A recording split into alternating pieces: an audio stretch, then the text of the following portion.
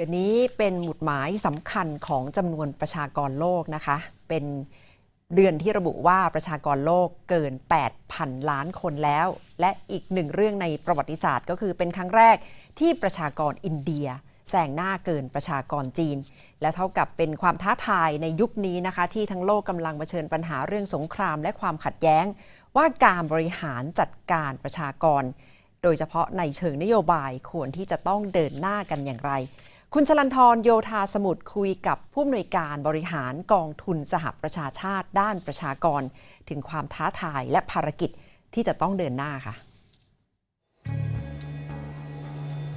กลางเดือนที่ผ่านมาองค์การสหประชาชาติรายงานประชากรโลกแตะ 8,000 ล้านคนและเป็นครั้งแรกที่ประชากรอินเดียแซงหน้าจีน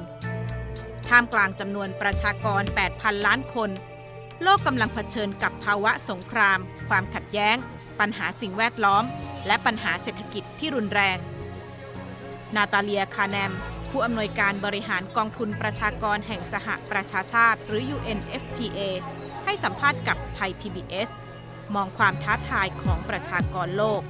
One thing interestingly this month exactly from UN report UN estimation saying that global population is reaching 8 billion people. What are the most the top priority that people need to be concerned, especially for for public health issue and also the reproductive health issue that UNFPA have been doing. So the bright side of 8 billion is that there's so many of us on planet Earth that this should open up a world of possibilities. But you did ask about the challenges, and we have to be honest that today, whether there are resources for 8 billion people is not in question. There are. But the sharing of those resources, as we all well know, is not equal. So in a world of inequalities, there's a concern to assure that everyone can exercise their rights, be able to choose, be able to learn, be able to participate in an economy, and the 8 billion should live happy, healthy lives. With everything that's going on in the world, from conflict to climate change, and of course, we're coming out of a COVID pandemic. Now we also have economic concerns. There's a lot of job to be done to assure that inequalities will be reduced and everyone will have the opportunity to participate in the world fairly. From UNFPA point of view, how this situation, especially the conflict in this region, in ASEAN region, in Myanmar, how would the situation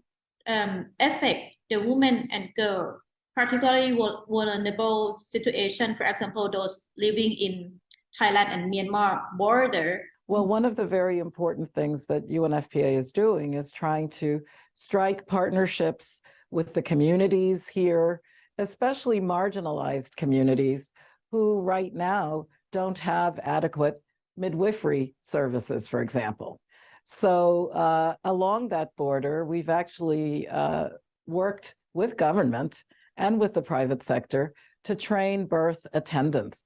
to make antenatal care more prevalent for this ethnic community, and also to make sure that childbirth is safe. Part of the safe childbirth equation also involves using new technologies like applications that bring information closer to the communities in their own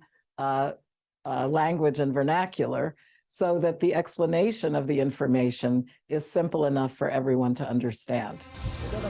ขณะที่สงครามรัสเซียยูเครนที่เดินหน้ามาเกือบจะ 300 วันสร้างความเสียหายในวงกว้างผู้หญิงและเด็กยังคงเป็นผู้ที่ได้รับผลกระทบรุนแรง As our Secretary General, Antonio Guterres, has said time and again, peace through dialogue can be the only answer when you have a situation like war in Ukraine. And of course, it's affected the women and the adolescents of Ukraine. And that is a place where UNFPA is active, delivering supplies for safe birth, delivering menstrual kits, helping victims who have been sexually assaulted, for example, to be tested and also to be referred through a system where they can get redress. The issue of Ukraine, of course, is a gender issue. There, like everywhere else where there is conflict, women and girls are the ones who suffer the most. จำนวนประชากรแตะ 8,000 ล้านคน ด้านหนึ่งแสดงให้เห็นถึงความก้าวหน้าทางการแพทย์ และโอกาสในการใช้ศักยภาพของมนุษย์เปลี่ยนแปลงโลก อีกด้านปัญหาความไม่เท่าเทียม ความขัดแย้ง สงครามและวิกฤตสิ่งแวดล้อม ก็กำลังเป็นวิกฤตที่ท้าทายประชาคมโลก ชลันทร โยธาสมุทร ไทย PBS รายงาน